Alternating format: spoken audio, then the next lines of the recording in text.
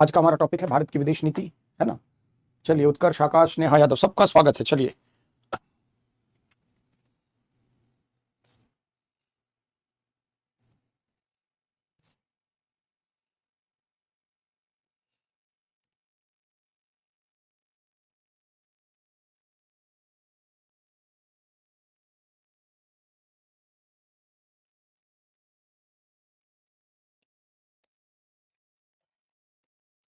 आप सब पहले एक स्ट्रक्चर बनाइए। इसमें हम लोग डिस्कस करेंगे भारत की विदेश नीति से संबंधित विभिन्न पहलुओं को। पहला, विदेश नीति का सामान्य।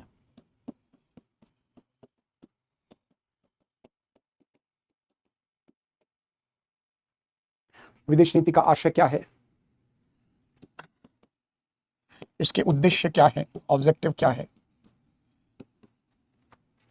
विदेश नीति को निर्धारित करने वाले कौन कौन से कारक हैं, तो भारत की विदेश नीति के कौन कौन से निर्धारक हैं, सबके बारे में संक्षिप्त चर्चा करेंगे। यानी किसी भी राष्ट्र की विदेश नीति पहले तो क्या है, हम लोग भारत के संदर्भ में देखेंगे। विदेश नीति का उद्देश्य क्या है, इसके निर्धारक क्या है, इसके मौलिक विशेषताएं, इसकी मौलिक विशेषता या सिद्धांत क्या है,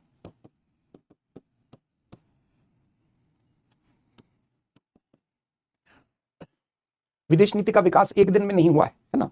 आजादी से लेकर लगभग 7 दशक तक विदेश नीति का विकास होता रहा है ना। आइए, मुस्कान, प्रभात, आकृति, नूतन शर्मा, सबका स्वागत है। भारतीय विदेश नीति का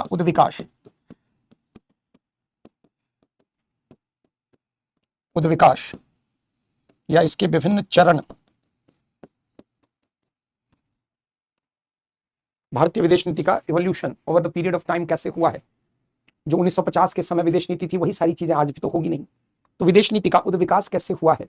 कई बार हम लोग विदेश नीति की प्रकृति पर भी चर्चा करते हैं कि विदेश नीति स्थायी होती है या उसमें भी परिवर्तन आता रहता है। तो विदेश नीति में कुछ गत्यात्मक पक्ष होते हैं समय के अनुरूप, और कुछ इसके स्थिर पक्ष होते हैं, स्थायी पक्ष होते हैं।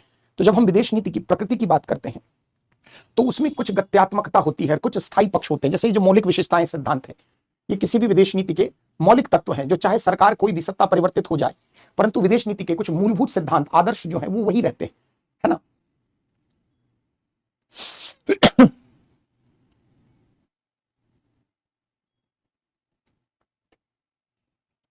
बना लें सभी लोग, जो लोग जुड़े हैं लेट से, कि विदेश नीति का सामान्य आशय क्या है ना। फिर इसके ब्रॉडर ऑब्जेक्टिव क्या है, इसके डिटर्मिनेंट्स क्या है, निर्धारक क्या है, इसकी मौलिक विशेषताएं क्या है। निर्धारक मतलब विदेश नीति को प्रभावित करने वाले कारक, निर्धारक, या अगर इसको समझने के लिए इसको प्रभावित करने वाले कारक, तत्व। बात बराबर है ना। किसी भी राष्ट्र की विदेश नीति को प्रभावित करने वाले वो कौन से कारक हैं, तत्व हैं, इसकी मौलिक विशेषताएं या कुछ मूलभूत सिद्धांत। कोई नहीं, जब फिर स्टार्ट करो। चलिए, लिख लिया, अच्छी बात है। जैसे हम नेचर की बात कर रहे थे कि विदेश नीति की प्रकृति कैसी होती है, नेचर, क्या यह स्थिर होती है या स्थायी होती है या गतिशील होती है, गतिशील या परिवर्तनशील होती है।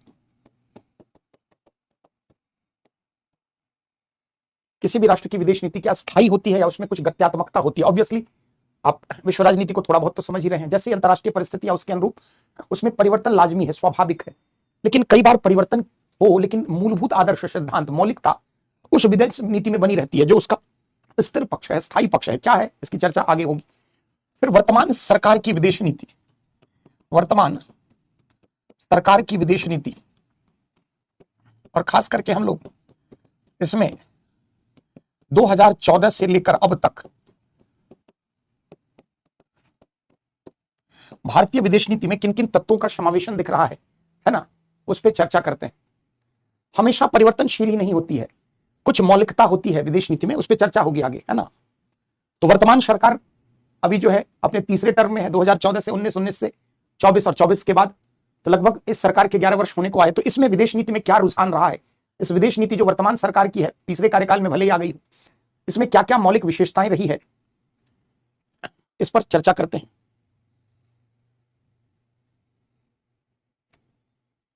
लिखना है, सब जो बोर्ड पे बनाया है वो लिख लो, स्ट्रक्चर एक एक करके सबको उठाएंगे और सब पे डिस्कस करते चलेंगे, है ना। चलिए, अभी नहीं निष्कर्ष देना है आशीष कुमार की स्थिर है या गतिशील, अभी आगे चर्चा, ये तो अभी बनाया ही है ना, आते हैं इस पे चर्चा आगे होगी। जब समय के साथ इसमें परिवर्तन देखोगे, कब क्या रहा, उतार चढ़ाव, तब तो समझोगे स्थिर है कि गतिशील है ना। इसलिए अभी कंक्लूड नहीं कर देना है कि स्थिर है या गत्यात्मक है। चलते हैं, पहला पार्ट उठाते हैं, विदेश नीति का आशय क्या है। विदेश नीति का आशय, परिभाषा,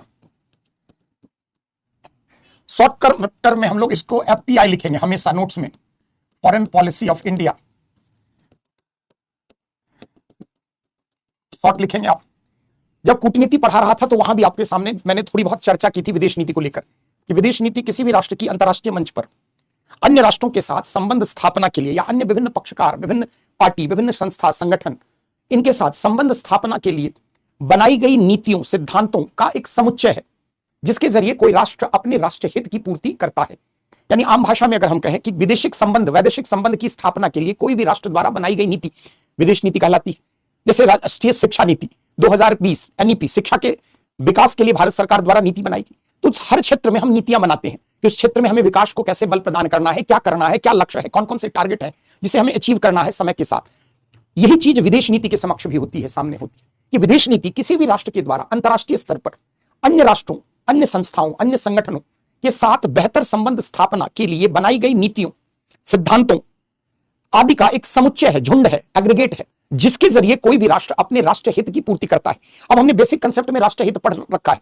राष्ट्र हित एक बृहत अवधारणा है, उसमें बहुत सारी चीजें हो सकती है, जैसे किसी राष्ट्र का आर्थिक विकास करना, सीमा की सुरक्षा करना, ऊर्जा संसाधन को जुटाना, अपने नागरिकों की सुरक्षा, है ना। तो ये सारी चीजें हैं राष्ट्र हित से जुड़ी हुई। तो अंतर्राष्ट्रीय मंच पर कोई भी राष्ट्र क्या करता है, वह अन्य राष्ट्रों से संबंध स्थापना के लिए, चाहे सामाजिक, आर्थिक, राजनीतिक, सामरिक, जो भी सांस्कृतिक, जो भी संबंध स्थापना है, उसके लिए जो नीतियां बनाता है वही नीति विदेश नीति कहलाती है। अब भारत की भी विदेश नीति आम देशों की नीति की तरह है, लेकिन थोड़ा इसको और समझना है। जैसे अगर आप देखें कि विदेश नीति जो है, इसको व्यवहार में लागू करने का कार्य कौन करती है, कूटनीति। विदेश नीति का क्या है, एक उपकरण है। तो कूटनीति के जरिए हम विदेश नीति में वर्णित बातों को प्राप्त करते हैं, उसका प्रयास करते हैं। जब हम भारतीय विदेश नीति की बात करें तो यह दुनिया के अन्य देशों से यह अलग है। जैसे दो बातें होती है, एक होता है साध्य और दूसरा है उस साध्य को प्राप्त करने का साधन। साध्य का मतलब होता है उद्देश्य, है ना, जिसे हमें प्राप्त करना है, और दूसरा साधन है ना। साधन मतलब जिसके जरिए हम उसे प्राप्त करते हैं। जैसे आपका उद्देश्य ध्येय क्या है, आईएएस बनना, और साधन क्या है, पीडब्ल्यू की क्लासेस या आपकी मेहनत, तमाम चीजें। तो जो भारत की विदेश नीति है, इसमें साध्य और साधन दोनों की पवित्रता पर ध्यान दिया गया है। दोनों की पवित्रता इसमें कि हम अपने राष्ट्रीय हित की पूर्ति के लिए कोई भी अनैतिक, गलत कार्य ऐसा ना करें जिससे अंतर्राष्ट्रीय शांति, सुरक्षा, स्थायित्व को खतरा हो। जैसे किसी भी अन्य राष्ट्र पर अपनी महत्वाकांक्षा को सिद्ध करने के लिए हम आक्रमण न कर दें, पहले आक्रमण न कर दें। हाँ, जब हम पर बात आई, जब हमारी सुरक्षा में सेंध लगे, तब हम उसको आक्रमण करने के लिए हम लगभग तैयार हैं।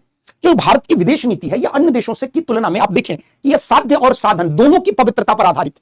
अंतर्राष्ट्रीय मंच पर आप सभी जानते हैं परिस्थितियां सदैव क्या होती है, विपरीत होती है। इसलिए हम कहते हैं अंतर्राष्ट्रीय संबंध की प्रकृति बड़ी जटिल होती है। हर राष्ट्र अपनी महत्वाकांक्षा को सिद्ध करना चाहता है, हर राष्ट्र अपनी क्षमता, अपनी शक्ति, अपनी प्रभाव का विस्तार चाहता है, और इस कारण अंतर्राष्ट्रीय मंच पर परिस्थितियां सदैव जो है बदलती रहती हैं। शक्ति संतुलन की राजनीति का दौर सदैव देखा जाता है। ऐसी स्थिति में कई देश ऐसे भी हैं जो अपनी विदेश नीति के अंतर्गत अपने राष्ट्रीय हित की पूर्ति के लिए कोई भी अनैतिक तरीका अपना सकते हैं। जैसे अमेरिका की बात करें, अमेरिका की फॉरेन पॉलिसी प्रैग्मेटिक है, प्रैग्मेटिज्म से वह प्रेरित है, मतलब जिससे फायदा हो, जहां राष्ट्र हित की पूर्ति हो, चाहे साम दाम दंड भेद, कुछ भी गलत तरीकों से भी उसकी सिद्धि का प्रयास करता है। अनावश्यक किसी राष्ट्र पर आक्रमण करे, किसी राष्ट्र को दबाव में ला ले, किसी राष्ट्र को पर अनैतिक प्रतिबंध लगा दे, ये अमेरिका की विदेश नीति में है, क्योंकि उसे राष्ट्रीय हित अपना सिद्ध करना है। वह साध्य पर बल देता है, साधन की पवित्रता पर बल नहीं देता है। साधन मतलब जिसके जरिए वह अपनी विदेश नीति के सैद्धांतिक आयाम को व्यवहार्यता में लागू करता है, और इस कार्य को कौन करती है, कूटनीति। तो कूटनीति क्या है, एक उपकरण है, इंस्ट्रूमेंट, एक साधन है, जिससे कोई राष्ट्र अपनी विदेश नीति के मूलभूत आदर्शों, सिद्धांतों को प्राप्त करता है। अगर हम बात करें अमेरिका की, रशिया की, दुनिया के कई शक्तिशाली राष्ट्र हैं जिन्होंने अंतर्राष्ट्रीय मंच पर अपने राष्ट्र हित की पूर्ति के लिए साधन की पवित्रता का ध्यान नहीं दिया। देख लें आप, रशिया पूरा यूक्रेन को तबाह कर दिया और खुद भी तबाह हो गया बहुत हद तक। तो ये जो भारत की विदेश नीति है, वह साधन और साध्य दोनों की पवित्रता पर बल देता है, और ये बिल्कुल गांधीवादी मूल्यों से प्रेरित है। हमारी जो विदेश नीति बनी है उसका एक क्रमिक विकास हुआ है, और यह जो विदेश नीति है वह एक लंबे समय में इसका विकास हुआ है। सहिष्णुता, शांतिपूर्ण, यह जो हमारी संस्कृति है, यह आज से नहीं, हजारों साल से हमारी संस्कृति का तत्व है। हम दुनिया की सबसे महान सभ्यताओं में से, संस्कृतियों में से एक रहे हैं। ऐसी स्थिति में जो विदेश नीति में हमारे साधन की पवित्रता के, साध्य की पवित्रता के साथ साथ साधन की पवित्रता का भी ध्यान रखा गया कि किसी भी राष्ट्र पर पहले आक्रमण नहीं करना। अपने महत्वाकांक्षा को पूर्ण करने के लिए हम किसी अन्य राष्ट्र पर दबाव ना डाल दें ऐसा कि जो अनैतिक हो, है ना। किसी भी राष्ट्र पर अनावश्यक कोई ऐसा हस्तक्षेप उसकी आंतरिक मामलों में ना करें जिससे कि अंतरराष्ट्रीय स्तर पर समस्या उत्पन्न हो जाए। तो भारत की विदेश नीति इसलिए हम कहते हैं अधिकतर आदर्शवादी रही है। सहिष्णुता मतलब सहन करना, है ना, एक एक शब्द बताना ही पड़ जाएगा। सहिष्णुता का मतलब होता है सहन करना, सामंजस्य स्थापित करना, है ना। तो भारत की जो विदेश नीति है वो दुनिया के अन्य देशों के सापेक्ष में अगर हम देखें तो थोड़ी आदर्शात्मक अधिक है, जो शांति, सुरक्षा, सद्भाव, सहिष्णुता इन पर आधारित है ना। और यही हमारी विदेश नीति की खूबसूरती हमें अन्य राष्ट्रों से क्या करती है, अलग करती है। जैसे आप एग्जाम्पल से समझें कि भारत के पड़ोस में पाकिस्तान है, पाकिस्तान की मुट्ठी भर देश है, सैन्य क्षमता भी अधिक नहीं है, बार बार उसने हमारे धैर्य का परीक्षा लिया है। आजादी से लेकर और 90 के दशक तक पाकिस्तान ने भारत के विरुद्ध हर वो हथकंडा, हर वो गतिविधियां, हर वो कार्य किया है जिससे कि भारत की एकता, अखंडता, भारत की सुरक्षा में सेंध लगे, है ना। ऐसी स्थिति में टॉलरेंस कहते हैं मनदीप कौर, है ना। ऐसी स्थिति में अगर भारत चाहता तो पाकिस्तान पर कब का हमला कर दिया होता। कई बार हम अपने नीति निर्माताओं की आलोचना करते हैं, मुट्ठी भर का देश है, चाहता तो कब का कब्जा कर लेता, पीओके को मिला लेता। पाकिस्तान है कितना बड़ा, भारत के एक बड़े, दो बड़े राज्य के जैसा है, जब चाहे उसको मिला ले। ऐसा नहीं है। अंतरराष्ट्रीय मंच पर सभी संप्रभु राष्ट्र हैं, हमारे पास शक्ति अधिक है। ऐसी स्थिति में हम चाहे तो शक्ति का गलत प्रयोग भी कर सकते हैं, लेकिन यह भारत की विदेश नीति की खूबसूरती रही है कि इसने कभी भी अनावश्यक किसी राष्ट्र के आंतरिक या बाह्य मामलों में हस्तक्षेप नहीं किया। हाँ, बात जब हमारी सुरक्षा की आ गई, बात जब हमारे राष्ट्र हित की आ गई, तब हमने प्रतिरोध में कोई ना कोई कार्य किया है। आप देखिए भारत के पड़ोस में नेपाल है, भूटान है, छोटा सा देश नेपाल भारत को कभी कभी आंखें दिखा देता है। श्रीलंका जैसा देश कभी चाइना की गोद में जाकर भारत विरोधी बयान दे देता है। यहां तक कि मुट्ठी भर क्या एक बिंदु जैसा मालदीव भी कभी कभी भारत को आंखें दिखा देता है। इसका मतलब यह नहीं है कि हम कायर हैं, हम डरपोक हैं, है ना। इसका मतलब कदापि यह नहीं है कि हमारे पास वो क्षमता नहीं है जिससे कि हम अपने प्रभाव को दिखा पाए। लेकिन सच्चाई क्या है कि हमारी विदेश नीति कैसी है, थोड़ी आदर्शवात्मक है, जिसका अंतरराष्ट्रीय शांति, सुरक्षा, स्थायित्व में विश्वास है, अंतरराष्ट्रीय प्रणाली व्यवस्था में विश्वास है, संयुक्त राष्ट्र संघ में विश्वास है, किसी भी विवाद के शांतिपूर्ण समाधान में विश्वास है, और इसमें साधन और साध्य दोनों की पवित्रता का ध्यान रखा गया। हो गया शुरू कमेंटबाजी, फालतू में लिखना शुरू कर, सारा कमेंट बंद कर दूंगा 2 मिनट के अंदर, है ना, बंद कर दूंगा, फिर आप सबको दिक्कत आएगी। टीका टिप्पणी सख्त मुझे पसंद नहीं है, जो रिलेवेंट कमेंट है मैं वो लूंगा, अनावश्यक कमेंट करोगे बंद कर दूंगा, फटाक से कमेंट ऑफ कर दूंगा, है ना। जहां कुछ सीरियस पढ़ाओ, इस बैच की बहुत गंदी आदत है, आज 5-6ठी क्लास है, अब तक नहीं सुधर पाए तो सुधार तो दूंगा ही मैं। आदत हो गई लिखने की, सुधर जाओ वरना सुधार तो दूंगा ही मैं, है ना। और नहीं सुधरोगे तो कमेंट ऑफ करके ही पूरी आईआर की क्लास चलेगी, है ना। बिल्कुल दोनों की पवित्रता लिखा है यहां पर, साधन और साध्य दोनों की पवित्रता। तो आपने क्या देखा कि भारत इतना बड़ा देश है, इतनी बड़ी हमारी सैन्य क्षमता है, इतना बड़ा हमारा आर्थिक कद है, इसके बावजूद हम अपने छोटे से राष्ट्र के प्रति भी सहानुभूति रखते हैं, उनके प्रति भाईचारा का भाव रखते हैं। ये हमारा बड़प्पन है। अगर भारत जैसा कोई देश अन्य होता दक्षिण एशिया में तो वो अपने पड़ोसी राष्ट्र की शांति को कब का भंग कर देता। लेकिन भारत एक ऐसा समझदार कह लें, आदर्शवादी कह लें, सहिष्णु कह लें, सामंजस्य पर आधारित देश कह लें, जिसने कभी भी दक्षिण एशिया की शांति, सुरक्षा, स्थायित्व को नुकसान पहुंचाने का कार्य नहीं किया। और ये सभी हमारी विदेश नीति इसको गाइड करती है। और हमारी जो कूटनीतिक प्रयास भी है उसमें भी हम क्या करते हैं, कूटनीतिक प्रयास में भी हम ऐसा कोई छल वाला काम नहीं करते, हम ऐसा कोई षड्यंत्र नहीं करते। आप सोचिए कि भारत अगर चाह लेता तो पाकिस्तान के विरुद्ध 50 षड्यंत्र करके अब तक पाकिस्तान के टुकड़े टुकड़े कर सकता था। लेकिन हमारे कई बार पाकिस्तान की एजेंसी आईएसआई हमारे राव पर इल्जाम लगाती है।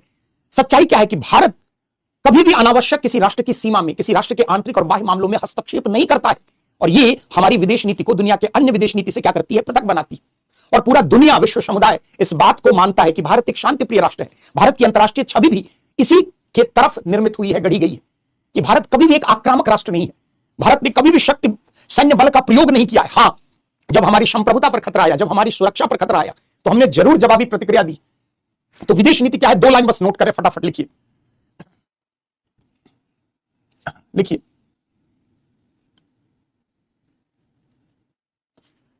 देखिए, अंतरराष्ट्रीय मंच पर, किसी भी अंतरराष्ट्रीय मंच पर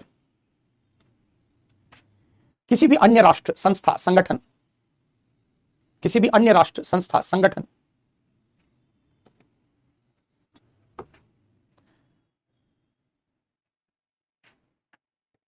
से सामाजिक, आर्थिक, सांस्कृतिक, राजनीतिक, अंतरराष्ट्रीय मंच पर किसी अन्य राष्ट्र, संस्था या संगठन से सामाजिक, आर्थिक, सांस्कृतिक, राजनीतिक संबंध स्थापना हेतु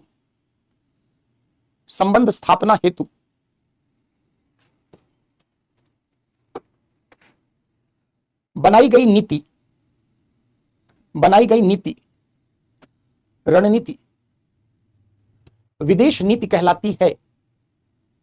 बनाई गई नीति, रणनीति विदेश नीति कहलाती है।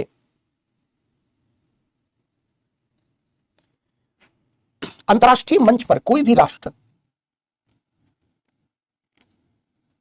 अंतर्राष्ट्रीय मंच पर कोई भी राष्ट्र अपनी विदेश नीति के द्वारा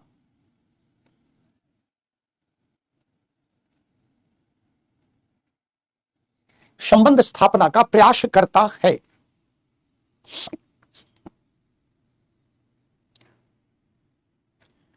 पैराग्राफ चेंज करके भारतीय विदेश नीति, भारतीय विदेश नीति भी क्रमिक विकास की प्रक्रिया से गुजरी है। भारतीय विदेश नीति भी क्रमिक विकास की प्रक्रिया से गुजरी है।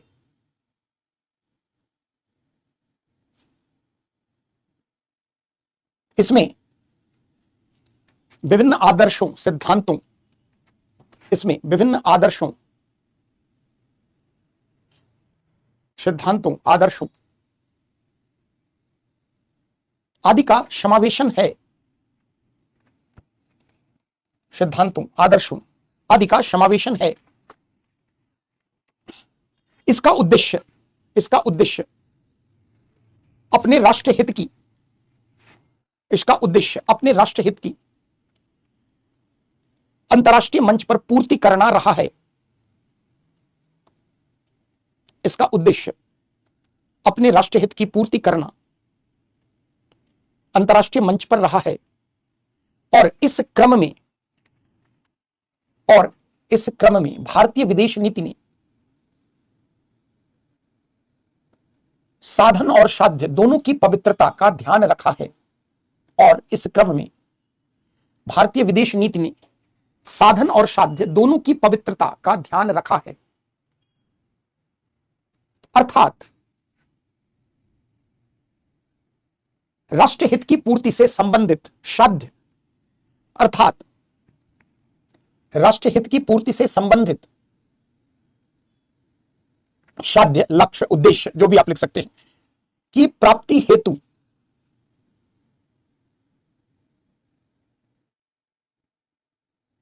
अर्थात राष्ट्रहित की पूर्ति से संबंधित साध्य की प्राप्ति हेतु कूटनीतिक स्तर पर कोई भी गलत साधन का प्रयोग नहीं किया गया है।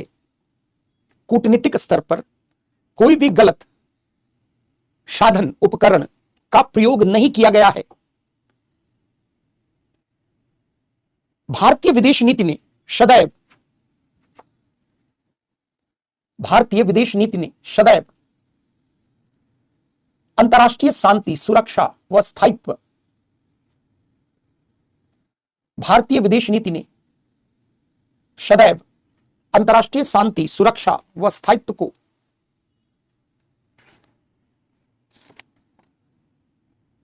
बनाए रखने के साथ साथ अन्य राष्ट्रों की संप्रभुता, बनाए रखने के साथ साथ अन्य राष्ट्रों की संप्रभुता, कॉमा, उनकी एकता व अखंडता का, उनकी एकता व अखंडता का उनके आकार व कद की परवाह किए बिना, उनके आकार और कद की परवाह किए बिना सदैव सम्मान किया है। संप्रभुता, एकता, अखंडता और उनकी आकार और कद की परवाह किए बिना सदैव सम्मान किया है। अब देखिए, मालदीव, श्रीलंका, बांग्लादेश, भूटान, नेपाल, भारत की तुलना में ये सब क्या है, बहुत छोटे देश हैं। अगर हम इकोनॉमी की बात करें तो दक्षिण एशिया में बांग्लादेश को छोड़कर दूर दूर तक भारत जैसी बड़ी इकोनॉमी कोई नहीं है। चाइना की बात यहां नहीं हो रही, लेकिन भारत ने सदैव क्या किया है, अंतर्राष्ट्रीय शांति, सुरक्षा, स्थायित्व को सदैव समर्थन दिया है। लोकतंत्र में आस्था, अंतर्राष्ट्रीय समस्याओं का, विवादों का शांतिपूर्ण प्रयासों के जरिए समाधान। यहां तक कि अगर आप देखें, रशिया यूक्रेन वॉर में भी भारतीय प्रधानमंत्री ने मध्यस्थता की।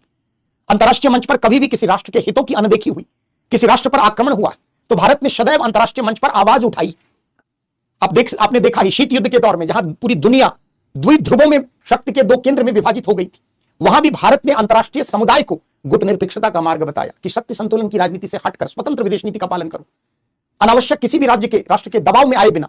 तो भारत की विदेश नीति का एक सामान्य परिचय क्या है, ये आप समझ पाए, है ना। और विदेश नीति में तमाम कूटनीतिक पहल, जो विदेश नीति किसके जरिए प्रवर्तित होती है, तो कूटनीतिक प्रयासों के जरिए, कूटनीतिक उपायों के जरिए। आपके ये जितने भी एम्बेसडर हैं, मंत्री हैं, विदेश सचिव हैं, प्रधानमंत्री हैं, राष्ट्राध्यक्ष, अन्य जो हैं, ये सभी विदेश नीति को अंतर्राष्ट्रीय मंच पर सफलीभूत करते हैं, इंप्लीमेंट करते हैं, उससे संबंधित विविध प्रयास करते हैं। तो संक्षिप्त में रूप में आप समझ पाए कि क्या है विदेश नीति। चलते हैं अगले पार्ट की तरफ। विदेश नीति का उद्देश्य क्या है, एक हेडिंग अगला बना लें, objective of foreign policy of India. भारतीय विदेश नीति का उद्देश्य, भारतीय विदेश नीति का उद्देश्य। जैसे अनुच्छेद 51 आप पढ़ते हैं, उसमें भारत की विदेश नीति के उद्देश्य की चर्चा की गई है कि भारतीय विदेश नीति का क्या उद्देश्य है। और संविधान के अंतर्गत अनुच्छेद 51 में इस पर चर्चा की गई है कि भारतीय विदेश नीति जो है वो अंतर्राष्ट्रीय शांति और सुरक्षा में वृद्धि करेगी, अंतर्राष्ट्रीय विवादों का शांतिपूर्ण प्रयासों के द्वारा समाधान की पहल करेगी, अंतर्राष्ट्रीय स्तर पर राष्ट्रों के मध्य न्यायिक एवं सम्मानजनक संबंध बढ़ाने का प्रयास करेगी। जैसे विदेश नीति को प्रवर्तित करने की जिम्मेदारी किसकी है, केंद्र सरकार की है। इतना तो आप सबको पता है कि जो हमारी रक्षा है, विदेश नीति है, ये सब किस सूची का विषय है, तो ये संघ सूची का विषय है। तो विदेश नीति के प्रवर्तन का, विदेश नीति को अप्लाई करने का, विदेश नीति से संबंधित विभिन्न पहल प्रयास करने की जिम्मेदारी किसकी है, भारत सरकार की, यानी केंद्र सरकार की। तो जो उद्देश्य है, एक संवैधानिक उद्देश्य है और एक व्यावहारिक उद्देश्य है। दोनों की चर्चा हम लोग करते हैं कि जो भारतीय विदेश नीति का उद्देश्य है, एक संविधान में वर्णित उद्देश्य है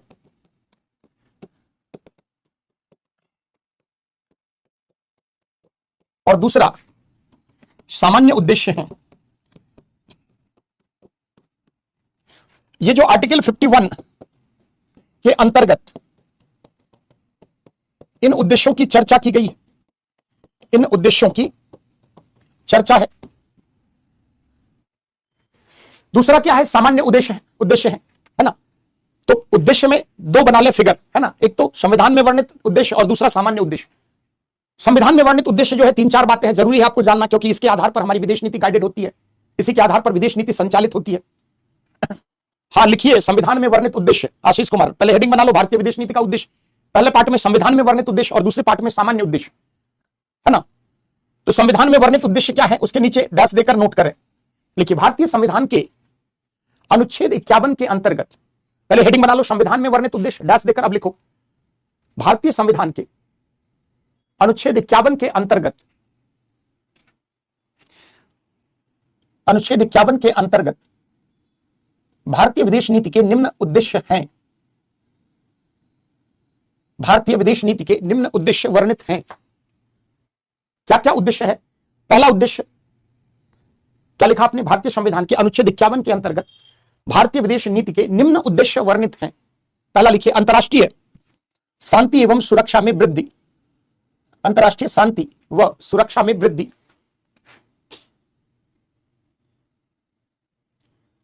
अंतर्राष्ट्रीय शांति व सुरक्षा में वृद्धि। दूसरा, राष्ट्रों के मध्य न्यायपूर्ण एवं सम्मानजनक संबंध बनाए रखना, राष्ट्रों के मध्य न्यायपूर्ण एवं सम्मानजनक संबंध बनाए रखना। नेक्स्ट, अंतर्राष्ट्रीय संधियों, कानून, अंतर्राष्ट्रीय संधियों, कानून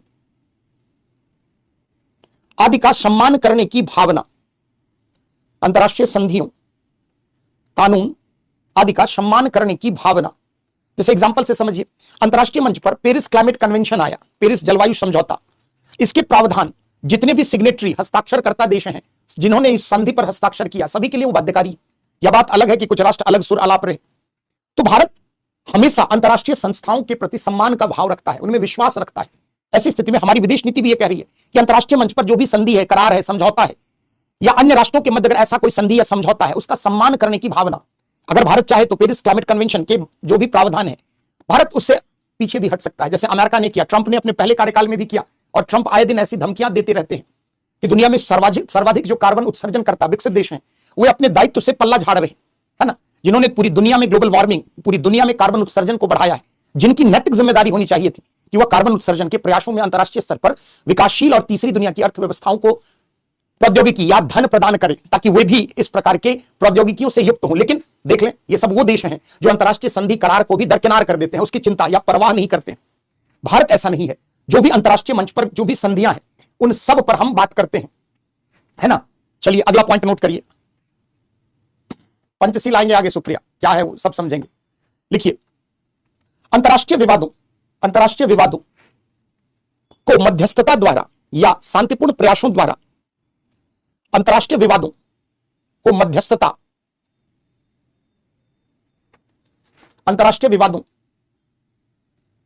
मध्यस्थता तथा शांतिपूर्ण प्रयासों द्वारा सुलझाने की भावना को प्रोत्साहन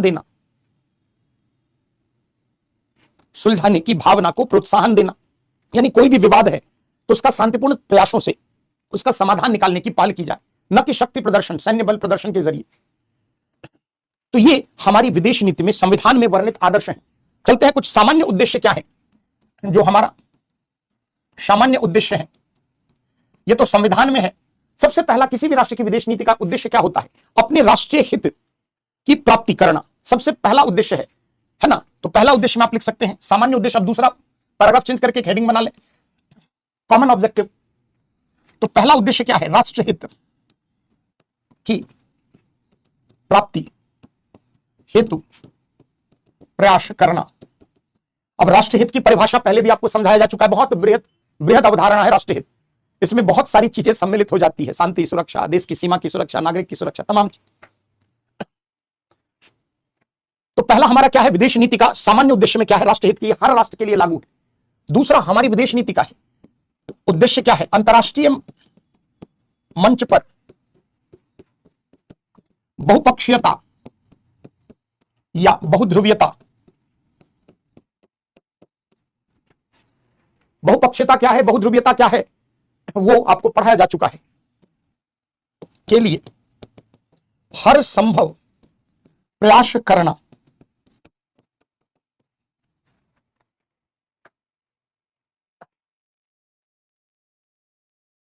तो इतने देर से समझाया क्या? साध्य बेकार हो।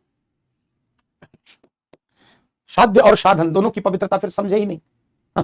चलिए, हमारी विदेश नीति का एक सामान्य उद्देश्य और क्या है?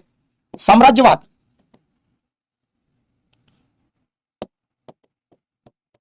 एवं उपनिवेशवाद। साम्राज्यवाद एवं उपनिवेशवाद के प्रसार को कम करना। यह हमारे मौलिक सिद्धांत में भी आ जाएगा, है ना। साथ साथ नोट करते चले। हमारी विदेश नीति का एक और उद्देश्य है अंतरराष्ट्रीय मंच पर शांति, सुरक्षा, स्थायित्व कब बहाल होगी? जब निशस्त्रीकरण, डिसआर्मामेंट, हथियारों की होड़, इसको कम किया जाए, है ना। तो निशस्त्रीकरण के प्रयासों, अंतरराष्ट्रीय मंच पर निशस्त्रीकरण के प्रयासों पर बल।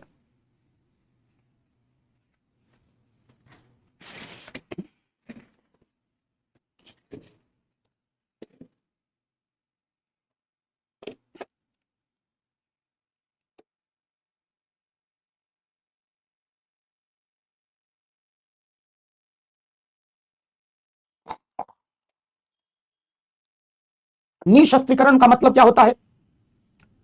निशस्त्रीकरण का मतलब जो आर्म एमिनिशंस की होड़ है, इन सबको कम करना, है ना। अंतरराष्ट्रीय मंच पर निशस्त्रीकरण के प्रयासों पर बल। अगला एक विदेश नीति का सामान्य उद्देश्य और क्या है? प्रजातीय या नस्लीय भेदभाव संबंधित किसी भी विचारधारा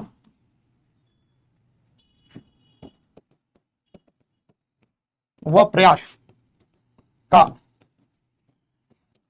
विरोध करना।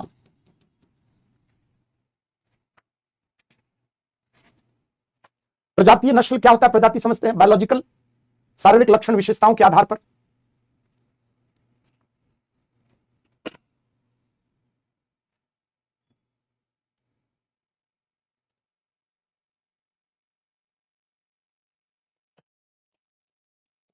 संयुक्त राष्ट्र संघ जैसी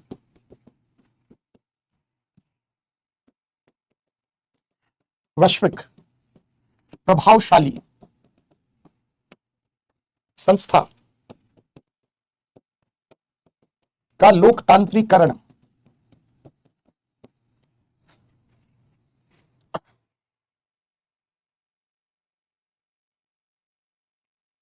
जैसे यूएनओ कहने को एक वैश्विक संस्था है, परंतु उसकी कार्यप्रणाली को लेकर हमेशा विवाद उठता रहा है। जैसे मान लीजिए, चाहे यूक्रेन रशिया वार हो, चाहे अमेरिका के द्वारा इराक के विरुद्ध कार्रवाई हो, अमेरिका के द्वारा ईरान पर प्रतिबंध हो, अंतर्राष्ट्रीय मंच पर बहुत सारी ऐसी घटनाएं घटित हुई जिसने संयुक्त राष्ट्र संघ जैसी संस्था के प्रति अविश्वास की भावना को बढ़ाया है। राष्ट्रों में संयुक्त राष्ट्र संघ के को लेकर एक अविश्वास का वातावरण तैयार हुआ है। जैसे सुरक्षा परिषद, आगे हम लोग इसको डिटेल पढ़ेंगे।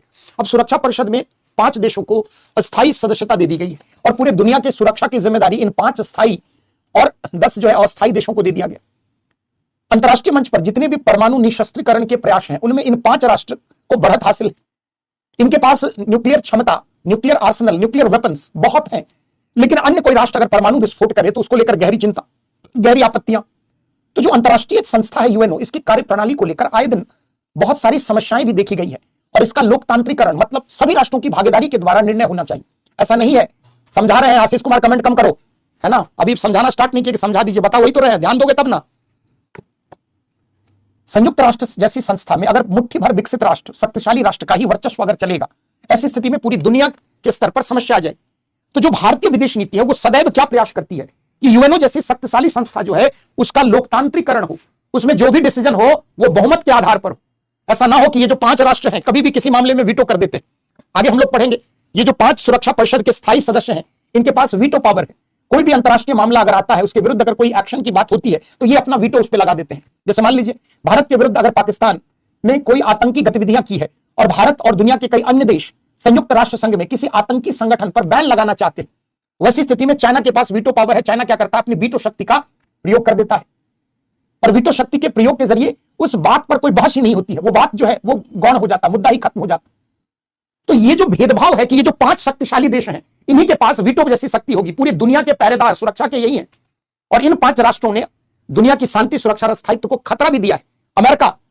अमेरिकी वर्चस्व के कारण, सोवियत रूस अब नहीं रहा, रशिया के वर्चस्व के कारण आए दिन अंतरराष्ट्रीय मंच पर बहुत सारी घटनाएं आप देख रहे हैं। आज आप देखिए, इजराइल द्वारा अनावश्यक ईरान के विरुद्ध हमला, कार्रवाई, सह किसका था, समर्थन किसका था, बैकअप कौन कर रहा था, अमेरिका।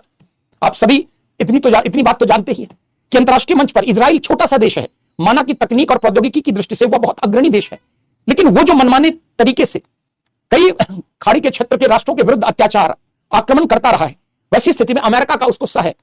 और अगर अमेरिकी सह के कारण अनावश्यक किसी राष्ट्र की संप्रभु सीमा में जो है वह हस्तक्षेप करता रहता है, तो जो संयुक्त राष्ट्र संघ जैसी संस्था है उसमें लोकतांत्रिकरण मतलब कोई भी डिसीजन लिया जाए वह सार्वभौमिक, वयस्क या बहुमत के आधार पर लिया जाए। ऐसा ना हो कि 2-4 राष्ट्र, चाहे मुट्ठी भर राष्ट्र, उसके कारण कोई डिसीजन।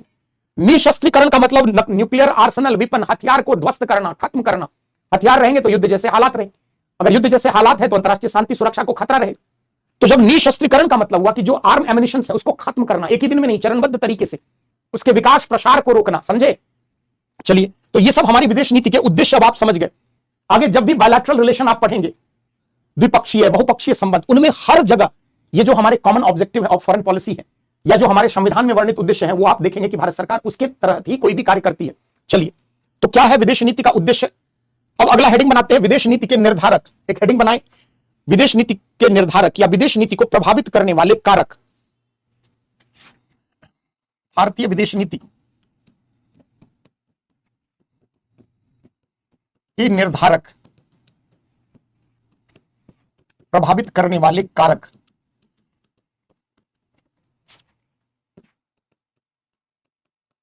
तत्व, डिटर्मिनेंट्स ऑफ फॉरेन पॉलिसी।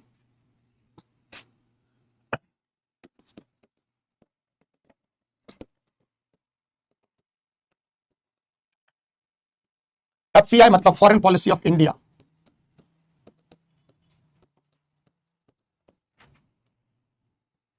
भारतीय विदेश नीति या वैसे तो दुनिया के किसी भी देश की विदेश नीति को प्रभावित करने में कुछ कॉमन फैक्टर होते हैं, लेकिन बात हम अपनी विदेश नीति की करें, भारतीय विदेश नीति की, है ना। वो विदेश नीति, भारतीय विदेश नीति के निर्धारक तत्व क्या है। सबसे पहला जो कारक है वह है भौगोलिक अवस्थिति। भारत की जो भौगोलिक कारक कह सकते हैं, भौगोलिक अवस्थिति, यह हमारी विदेश नीति को प्रभावित करती है। जब हम लोग जियो पॉलिटिक्स पढ़ रहे थे, भू राजनीति पढ़ रहे थे तो हमने क्या देखा था कि किसी भी राष्ट्र की विदेश नीति को प्रभावित करने में भूगोल की महत्वपूर्ण भूमिका होती है। भौगोलिक कारक किसी भी राष्ट्र की विदेश नीति को शेप देते हैं, आकार देते हैं। जैसी भौगोलिक परिस्थितियां, भौगोलिक अवस्थिति, उसके अनुरूप विदेश नीति में वो तत्व जुड़ जाते हैं। जैसे कोई समुद्र से घिरा है तो ऑब्वियसली नौसेना नौसैन्य क्षमता पर अधिक खर्च करेगा। कोई स्थलीय अवरुद्ध है तो ऑब्वियसली बंदरगाह के लिए उसकी निर्भरता दूसरे देश पर होगी। कोई स्थलीय अवरुद्ध देश है, भूआबद्ध देश है, इसका मतलब कहीं ना कहीं वह अपने स्थल सेना पर ज्यादा खर्च करेगा। भारतीय विदेश नीति, क्योंकि हमारी अवस्थिति कहां है, दक्षिण एशिया में, हिंद महासागर के ऊपर, ऐसी स्थिति में जो मैरीटाइम बाउंड्री समझते हैं, हमारे पास बहुत लंबी 15,000 किलोमीटर से लंबी हमारी समुद्री सीमा है। गुजरात से लेकर और इधर आप देखें तो पश्चिम बंगाल तक हमारे यहां समुद्री सीमा एक लंबे क्षेत्र में हमारा विस्तार है। ऐसी स्थिति में हमें समुद्री सीमा की सुरक्षा पर भी ध्यान देना है।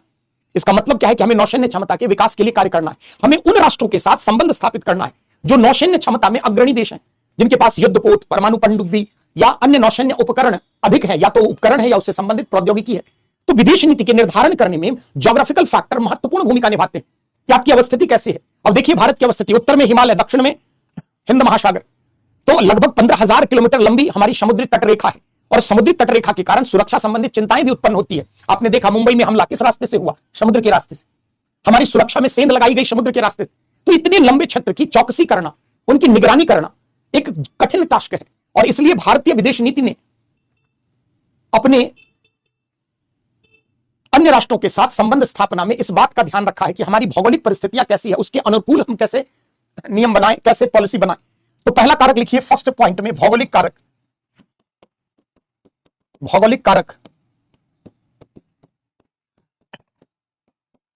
Geographical factor. अब ग्रंथ नहीं लिखना, बस दो line. Foreign policy of India, foreign policy of India.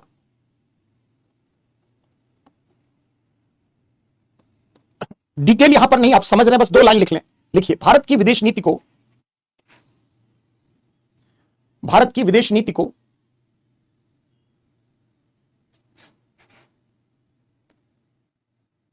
प्रभावित करने में भौगोलिक कारक की महत्वपूर्ण भूमिका है। भौगोलिक कारक की महत्वपूर्ण भूमिका है, डिटर्मिनेंट्स है, निर्धारक। भौगोलिक कारक की महत्वपूर्ण भूमिका है। दक्षिण एशिया में हिंद महासागर के ऊपर भारत की भौगोलिक अवस्थिति, दक्षिण एशिया में हिंद महासागर के ऊपर भारत की भौगोलिक अवस्थिति के कारण 15,000 किलोमीटर से लंबी तटरेखा, समुद्री सीमा, 15,000 किलोमीटर से अधिक लंबी तटरेखा या समुद्री सीमा होने के कारण सुरक्षा संबंधित चिंताएं, 15,000 किलोमीटर से लंबी तटरेखा या समुद्री सीमा होने के कारण सुरक्षा संबंधित चिंताएं भी विदेश नीति के निर्धारण में महत्वपूर्ण भूमिका निभाते हैं।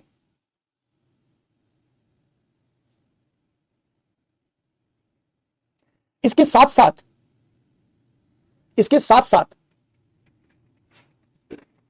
भारत की सीमा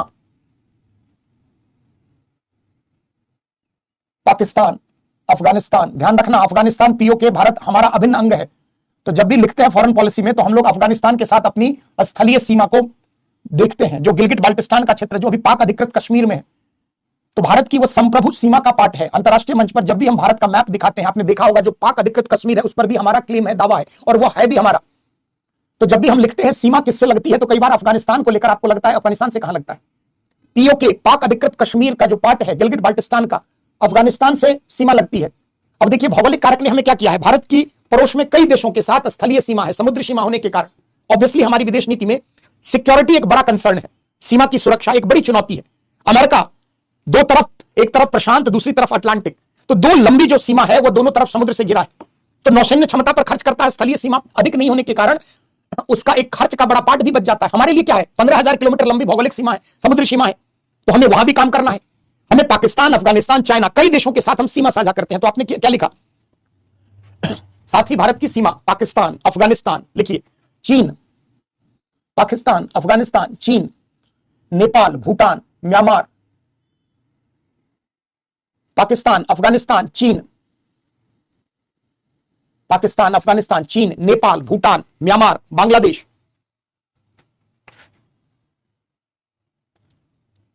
आदि देशों के साथ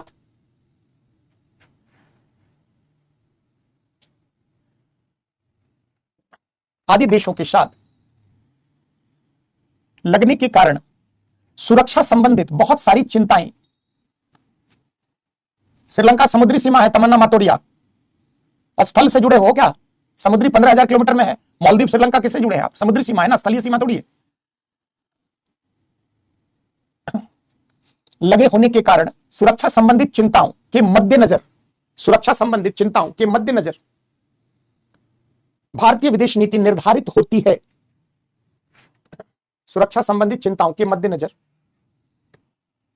भारतीय विदेश नीति निर्धारित होती है। तो ये ज्योग्राफिकल फैक्टर था। तेजी से अब अन्य फैक्टर की चर्चा कर लेते हैं। जैसे विदेश नीति के निर्धारित करने में कुछ ऐतिहासिक कारक भी हैं। हिस्टोरिकल फैक्टर, जैसे भारत लंबे समय तक ब्रिटेन का उपनिवेश रहा, तो आजादी के बाद चाहते तो हम ब्रिटेन के साथ संबंध विच्छेद कर सकते थे, लेकिन भारत ने राष्ट्रमंडल की सदस्यता बनाई रखी। तो जो औपनिवेशिक शासन के दौरान अंग्रेजों के कारण जो बहुत सारे एरिया का अधिग्रहण किया गया, बहुत सारे भारतीय क्षेत्र का विस्तार किया गया, या भारतीय क्षेत्र से संबंधित बहुत सारे विवाद हुए, वो सब भी आज हमारी विदेश नीति को निर्धारित करते हैं। जैसे बर्मा, जिसको आप म्यांमार के रूप में जानते हैं, वो किसका पार्ट था? अगर आप देखें 1935 में जो है, उसके बाद जो है बर्मा हमारे से अलग हुआ।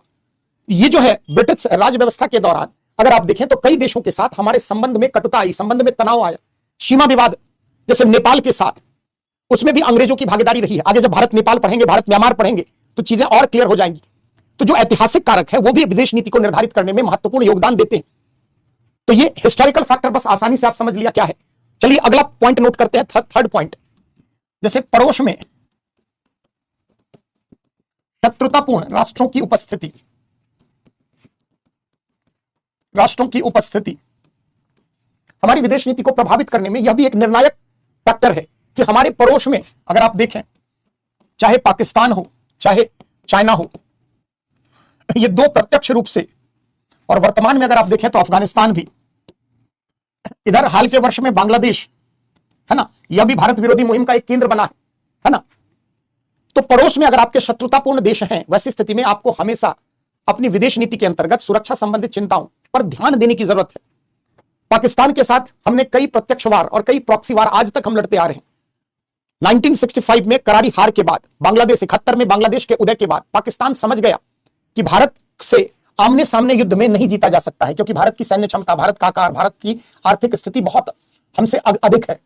ऐसी स्थिति में 1971 के बाद पाकिस्तान के नीति निर्माताओं ने भारत को कमजोर करने के लिए प्रॉक्सी वार का सहारा लिया कि भारत को अलग अलग मोर्चों पर कमजोर करो।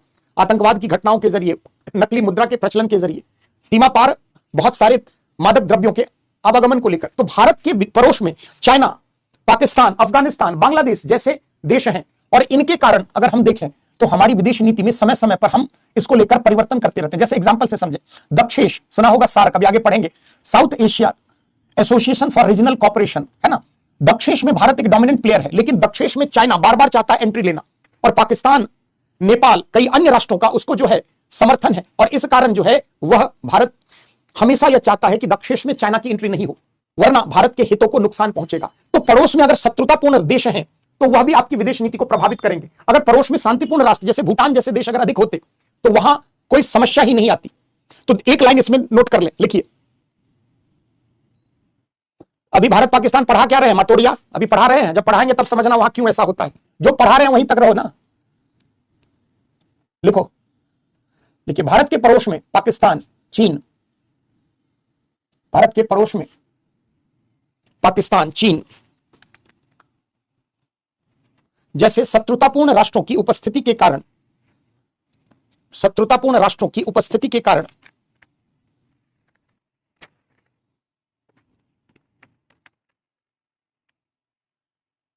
सुरक्षा संबंधित चिंताएं आए दिन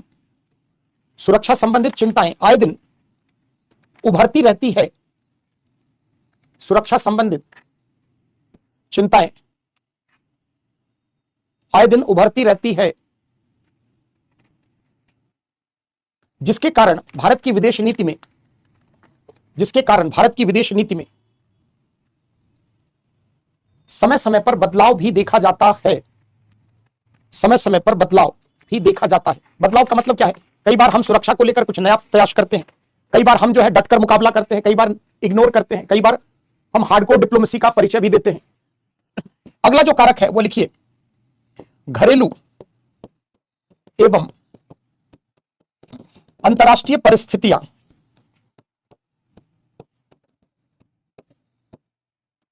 जैसे फॉरेन पॉलिसी जो है उसको डिसाइड करने में डोमेस्टिक फैक्टर भी बहुत महत्वपूर्ण होता है। घरेलू नीतियां, घरेलू कारक, कैसे घरेलू जो परिदृश्य है, परिस्थिति है, वो आपकी विदेश नीति को निर्धारित करने में दबाव डालती है। भारत और श्रीलंका में लिट्टे को लेकर, लिबरेशन टाइगर्स ऑफ तमिलिलम, जो एक उग्रवादी संगठन था, जिसको लेकर जो तमिलों के हितों के लिए श्रीलंका में स्थापित हुआ। जब भारत श्रीलंका संबंध पढ़ेंगे बहुत डिटेल वहां देखेंगे। यहां संक्षेप में, जो तमिलनाडु की आंतरिक राजनीति है वह तमिलों के हितों के मुद्दों पर भारत सरकार पर हमेशा दबाव डालती रही है कि भारत सरकार लिट्टे के विरुद्ध कोई कार्रवाई न करे। ये जो लिबरेशन टाइगर्स ऑफ तमिलिलम एक आतंकी संगठन था, एक उग्रवादी संगठन था, और यूएनओ के अंतरराष्ट्रीय आतंकी संगठनों की सूची में अग्रणी रूप में शामिल था। और भारत और श्रीलंका संबंधों में कटुता का एक कारण भी, आधार भी यही लिट्टे का श्रीलंका की राजनीति में हस्तक्षेप। श्रीलंका एक लंबे समय तक गृह युद्ध से पीड़ित रहा, और ऐसी स्थिति में लिट्टे तमिल, भारतीय मूल के जो तमिल लोग श्रीलंका गए थे, उनके विरुद्ध कुछ भेदभाव हुआ, अत्याचार हुआ, उनके अधिकारों का हनन हुआ, और उनके अधिकारों को संरक्षण के क्रम में वहां पर एक संगठन बना LTTE, और LTTE द्वारा हथियार, सैन्य बल, अस्त्र शस्त्र आदि का प्रयोग करके श्रीलंका में गृह युद्ध जैसी परिस्थितियां बना दी गई, और श्रीलंका सरकार के विरुद्ध एक लंबे दशक तक आतंकी युद्ध चला, गृह युद्ध जैसी परिस्थितियां बनी रही। अब देखिए, भारत श्रीलंका का यह आंतरिक मामला है कि श्रीलंका लिट्टे का सफाया कैसे करे, लिट्टे के विरुद्ध कार्रवाई कैसे करे। लेकिन जो तमिलनाडु की इंटरनल पॉलिटिक्स है, जो तमिल के मुद्दों के इर्द गिर्द भारत पर दबाव डालती रही कि भारत लिट्टे को समर्थन प्रदान करे। कई बार भारत सरकार पर यह इल्जाम भी श्रीलंका ने लगाया कि भारत लिट्टे की आर्थिक मदद कर रहा है, लिट्टे के जो भी कार्यकर्ता है, जो भी आतंकी है, उनको भारत में प्रशिक्षण दिया जा रहा है। यहां तक श्रीलंका ने भारत पर ब्लेम लगाया।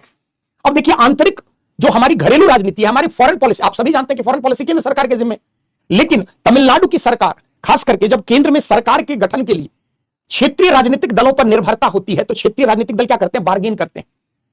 90s के डिकेड में केंद्र में एक दल की सरकार के प्रभुत्व में कमी आई, और सरकार के गठन के लिए क्षेत्रीय राजनीतिक दलों पर निर्भरता क्या हुई? बढ़ गई। अब जैसे मान लीजिए DMK, AIDMK, जो तमिलनाडु की राजनीति में अधिक दबदबा रखते हैं, इनके सहयोग से अगर केंद्र सरकार बनी है, और मान लीजिए इनके 30-40 MP आपको मदद दे रहे हैं, वैसी स्थिति में जब फॉरेन पॉलिसी आपकी डिसाइड होती है, उसमें इनका एक प्रेशर फैक्टर होता है, दबाव का एक तरीका होता है कि तमिलनाडु से जुड़ा हुआ तमिल के हितों को संरक्षित करने के लिए श्रीलंका के विरुद्ध जाकर इनकी मदद की जाए। तो डोमेस्टिक फैक्टर कैसे, एक प्रश्न भी पूछा है यूपीएससी ने कि घरेलू राजनीति, घरेलू परिदृश्य किस प्रकार अंतरराष्ट्रीय राजनीति को प्रभावित करती है, भारत के संदर्भ में चर्चा करें। अब जैसे एक और समझे, तिस्ता नदी विवाद। आगे हम लोग जब भारत बांग्लादेश संबंध पढ़ेंगे, वहां पर जो तिस्ता नदी विवाद है, जैसे आप देखिए कि मान लीजिए ये बांग्लादेश का मैप है, ऐसी स्थिति में तिस्ता नदी यहां सिक्किम से निकलती है, और सिक्किम से होते हुए ये पश्चिम बंगाल, वेस्ट बंगाल, भारत का पार्ट होते हुए ये बांग्लादेश में प्रवेश करती है, और बांग्लादेश से होते हुए अंत में बंगाल की खाड़ी में गिरती है। अब देखिए तिस्ता नदी विवाद, तिस्ता नदी एक अंतरराष्ट्रीय सीमा बनाती है भारत और बांग्लादेश के मध्य। भारत के दो राज्य सिक्किम और पश्चिम बंगाल से गुजरती है, और यह बांग्लादेश में एक लंबा रास्ता तय करके अंत में बंगाल की खाड़ी में मिलती है। इसमें कोई शक नहीं कि पश्चिम बंगाल के बहुत सारे जिले हैं जहां पर धान की खेती, चावल की खेती में यहां पर किसानों के हित के लिए जरूरी है तिस्ता नदी का पानी सिंचाई के लिए। परंतु बार बार भारत और बांग्लादेश संबंधों में तिस्ता नदी विवाद बना हुआ है, और जिसमें पश्चिम बंगाल की राजनीति एक बड़ा फैक्टर। जो पश्चिम बंगाल की वर्तमान मुख्यमंत्री है, भारत सरकार द्वारा बार बार तिस्ता नदी विवाद के समाधान के लिए की गई पहल का बंगाल सरकार के द्वारा पुरजोर शब्दों में विरोध किया गया। अब आप सोचिए कि ये इंटरनेशनल पॉलिटिक्स की बात हो रही है, भारत और बांग्लादेश के मध्य संबंध की बात हो रही है, और केंद्र सरकार इसमें संप्रभु है। लेकिन पश्चिम बंगाल की राजनीति जो है वह क्या कर रही है? अंतरराष्ट्रीय स्तर पर भारत और बांग्लादेश के संबंधों में गतिरोध पैदा कर रही है ना। और इसके कारण समस्या आ रही है। राजलक्ष्मी तुमने जब सुना था वो आज से बहुत साल 2001 के पहले सुना होगा, है ना। अभी जहां पढ़ा रहे हैं वही ध्यान रख लो, है ना। अभी 2021 के बाद 4-5 साल में जब भारत अफगानिस्तान पढ़ेंगे तो समझ जाओगे कि क्या अभी खराब चल रहा है या अच्छा चल रहा है। अभी असेसमेंट कैसे कर पाओगे, अभी तो पढ़ा ही नहीं है। चलिए, तो घरेलू राजनीति भी अंतरराष्ट्रीय स्तर पर दो राष्ट्रों के संबंध को प्रभावित करती है। जैसे एग्जांपल और समझे, इजराइल और फिलिस्तीन के मध्य युद्ध जैसी परिस्थितियां हैं, और युद्ध जैसी परिस्थितियों के कारण जो मुस्लिम जगत है, मुस्लिम वर्ल्ड है, मुस्लिम आबादी समुदाय है, धार्मिक आधारों पर फिलिस्तीन से अपनी निकटता बनाते हैं। और इस कारण जितने भी इस्लामिक वर्ल्ड के देश हैं और जो भी मुस्लिम समुदाय के लोग हैं वो इजराइल के प्रति वैमनस्यता स्वाभाविक है। धार्मिक आधार पर इजराइल के विरुद्ध मुस्लिम जगत जो है वो इकट्ठा हो जाता है, ध्रुवीकृत हो जाता है और इजराइल के विरुद्ध कार्रवाई के लिए हर संभव प्रयास की सराहना करता है। भारतीय विदेश नीति में देखिए, लंबे समय तक इजराइल के साथ संबंध भारत ने इसलिए स्थापित नहीं किया, क्यों? क्योंकि यहां पर एक बड़ा समुदाय जो है वो भारत इजराइल के संबंधों से उन्हें समस्या उत्पन्न हो जाएगी, है ना। भारत और इजराइल के मध्य संबंधों में कटुता रही, कटुता नहीं कह सकते, उदासीनता रही लंबे समय तक। जबकि इजराइल जो टेक्नोलॉजी के मामले में दुनिया का अग्रणी देश है, जिसने हमें कई बार मदद की, कारगिल के युद्ध में, भारत बांग्लादेश के उदय के समय भारत, इजराइल गाहे बगाहे भारत की मदद के लिए हमेशा आया। जो टेक्नोलॉजी में, हथियारों के निर्माण में, सुरक्षा प्रणाली में अग्रणी देश है, भारत ने लंबे समय तक उनके साथ संबंधों को दरकिनार क्यों किया? अपनी घरेलू पॉलिटिक्स के कारण। कि जो केंद्र में सरकार थी, उन्हें लगा कि अगर इजराइल के साथ संबंधों को मधुर किया गया तो भारत में एक बड़ा समुदाय उनसे नाराज ना हो जाए और उनको वोट ना करे। ऐसी स्थिति में आप समझ सकते हैं कि हमें अपने राष्ट्र हित की चिंता होनी चाहिए, है ना। और राष्ट्र हित की चिंता होनी चाहिए, लेकिन हम अपने इजराइल के साथ संबंध को क्या निर्धारित करने में हमारी घरेलू राजनीति एक इंपॉर्टेंट फैक्टर कैसे रोल प्ले कर रही है, क्लियर है। तो दो लाइन इसमें लिखे, जब भारत की विदेश नीति श्रीलंका पढ़ेंगे तो ये चीजें और आएंगी, बांग्लादेश पढ़ेंगे तो और आएगी, भारत इजराइल संबंध पढ़ेंगे तो ये बात वहां भी आएगी। तो घरेलू राजनीति, घरेलू एवं अंतरराष्ट्रीय परिस्थिति, अब सिर्फ घरेलू परिस्थिति पर अभी पहले लिखते हैं, फिर अंतरराष्ट्रीय परिस्थितियां पर आएंगे, है ना। चलिए लिखिए, भारत की विदेश नीति को, ये इंपॉर्टेंट है, प्रश्न दिख जाएगा घुमा फिरा कर।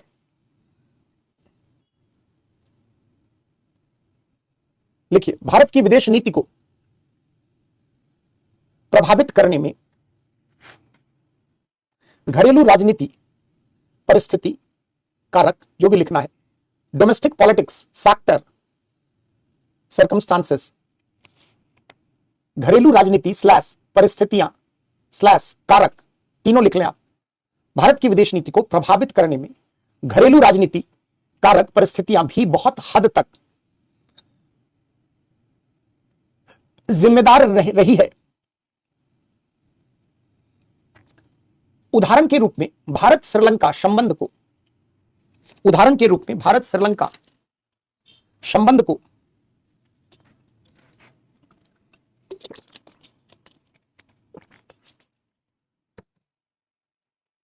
प्रभावित करने में तमिलनाडु की स्थानीय राजनीति ने समय समय पर हस्तक्षेप किया है। तमिलनाडु की स्थानीय राजनीति, लोकल पॉलिटिक्स ने समय समय पर हस्तक्षेप किया है।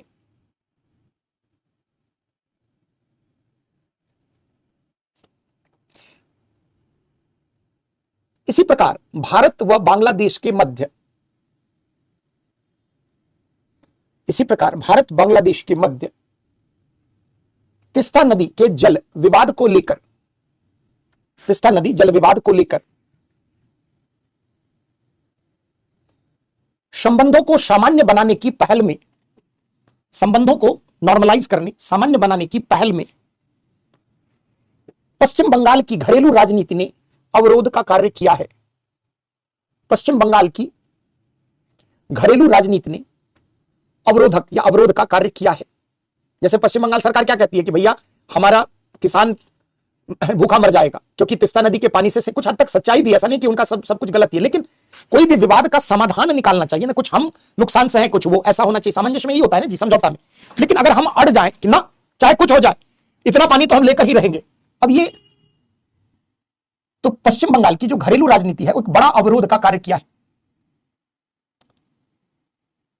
इसी प्रकार पैराग्राफ चेंज करके लिखिए, देखिए भारत इजराइल संबंधों में दूरी, लंबे समय तक दूरी, भारत इजराइल संबंधों में, धन्यवाद तमन्ना, नहीं जानते थे कौन, बहुत बहुत धन्यवाद बताने के लिए। भारत इजराइल संबंधों में दूरी के लिए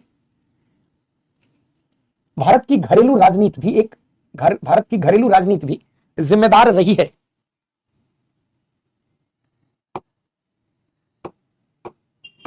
आदत थोड़ी सुधरती है जल्दी, जो आदत लग जाती है वो बहुत देर से जाती है ना, उसको बहुत लंबा समय लगता है जाने में। जो आदत हो गया है, क्या करेंगे। ऑनलाइन आपकी कमी नहीं है, ऑनलाइन क्लास की ये समस्या है। टीचर एंटरटेनर बन जाता है, स्टूडेंट ग्राहक बन जाता है ना। 8वां पास, 10वां पास, 12वां पास, पीएचडी, एमए, बीए सब क्राउड में होते हैं, तो ऑब्वियसली क्या होगा, इसमें सवाल भी उठाना बेकार है। कोई 8वीं 9वीं क्लास का भी छात्र होता है जिसने अभी 10वीं भी पास नहीं की है ना, कोई ऐसा भी है, 12वीं है, कोई एमए, कोई पीएचडी भी स्कॉलर इसमें बैठा है, कई मेंस लिख चुका भी है। तो आदत थोड़ी छूटती है जल्दी जी, जो आदत है उसको सुधारने में टाइम लगता है ना। बहुत बढ़िया। चलिए, तो भारत इजराइल संबंधों में दूरी के लिए क्या लिखा आपने? भारत की घरेलू राजनीति भी जिम्मेदार रही है। इजराइल के विरुद्ध मुस्लिम जगत के विरोध, इजराइल के विरुद्ध मुस्लिम जगत के विरोध के कारण पूर्ववर्ती सरकारों द्वारा, नाम नहीं लिखना है कौन सरकार क्या है, इजराइल के प्रति विरुद्ध मुस्लिम जगत के विरोध के कारण पूर्ववर्ती सरकारों द्वारा इजराइल के साथ, सबसे पहले तुम्हें सुधारूंगा आशीष कुमार, चिंता ना करो, है ना। इजराइल के प्रति विरुद्ध मुस्लिम जगत में विरोध के कारण लंबे समय तक पूर्ववर्ती सरकारों द्वारा इजराइल के साथ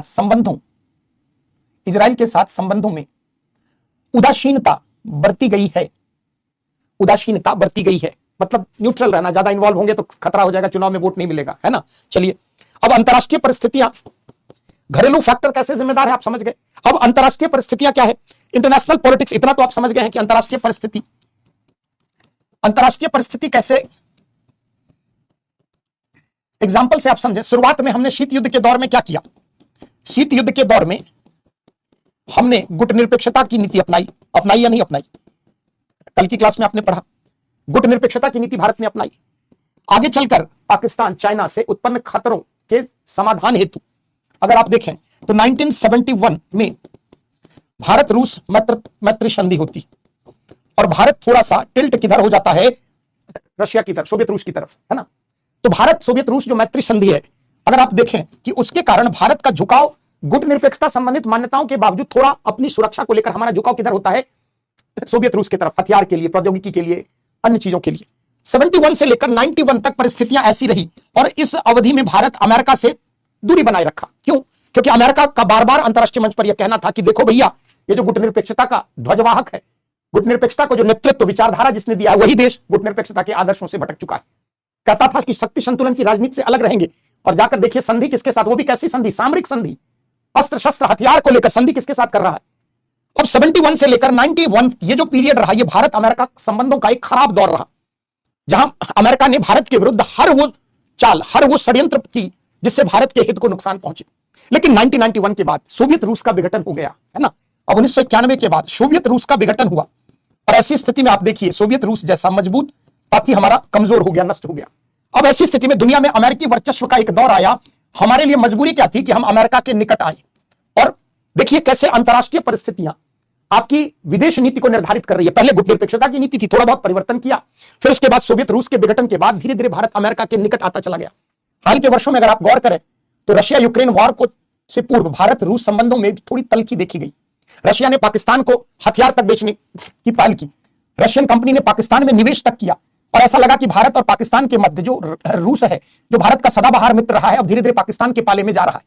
समय काल परिस्थितियां अंतरराष्ट्रीय मंच पर हमेशा परिवर्तित होती है, और ऐसी स्थिति में उसी के अनुरूप क्या होता है, विदेश नीति में भी परिवर्तन आता है। ये तो कॉमन सी बात है। तो नीचे बस 2 लाइन लिख लें, लिखिए अंतरराष्ट्रीय परिवेश, अंतरराष्ट्रीय मंच पर परिस्थितियां, अंतरराष्ट्रीय मंच पर बनी परिस्थितियां या उत्पन्न परिस्थितियां, अंतरराष्ट्रीय मंच पर उत्पन्न परिस्थितियां भी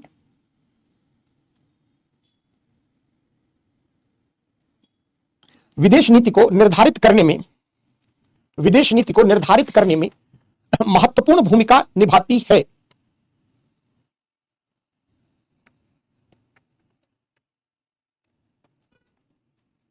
उदाहरण के रूप में शीत युद्ध के दौर में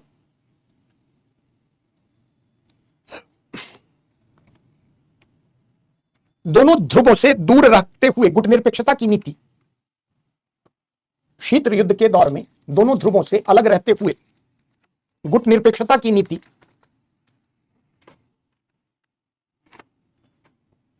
कमा 70 के दशक में सोवियत रूस से निकटता से संबंधित नीति,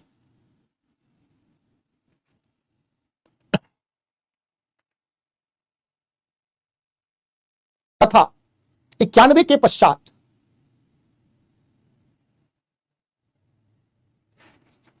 अमेरिका के नजदीक आने से संबंधित नीति इस बात को सही चरितार्थ करती है, इस बात को सही चरितार्थ करती है। तो क्लियर हो गया क्या है।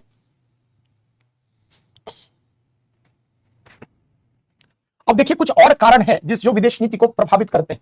जैसे उसमें एक कारक है सुरक्षा, सिक्योरिटी।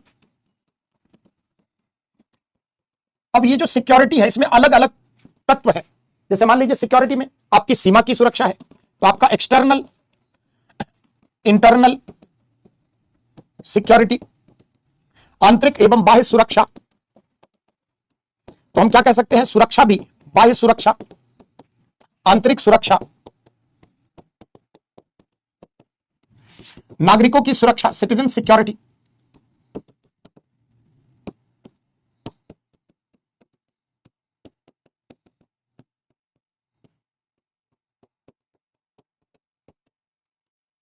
ऊर्जा सुरक्षा, एनर्जी सिक्योरिटी,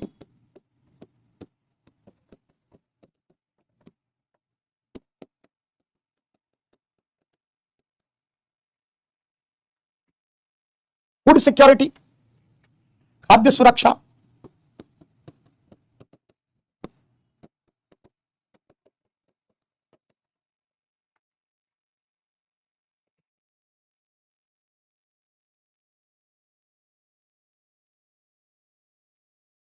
नोट करें।